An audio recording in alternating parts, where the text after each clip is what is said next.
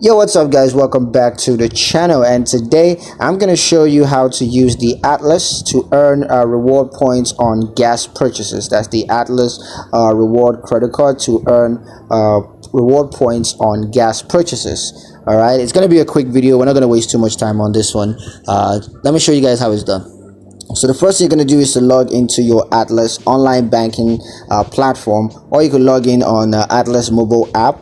And once you're logged in, you just want to select the credit card accounts that you want to earn reward points on gas purchases for, and you're going to click on rewards and just review the reward program's details.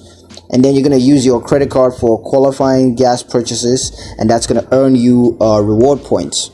Now you can review and redeem your reward points for statement credits, gift cards, as well as other rewards. So yeah, that's pretty much it on how to use the Atlas credit card to earn reward points on gas purchases. I hope you guys liked the video. Hope you found the information useful enough. If you did, like the video, comment down below, let me know what you thought. Share the video with your friends and subscribe to the channel if you haven't already, and I'll catch you guys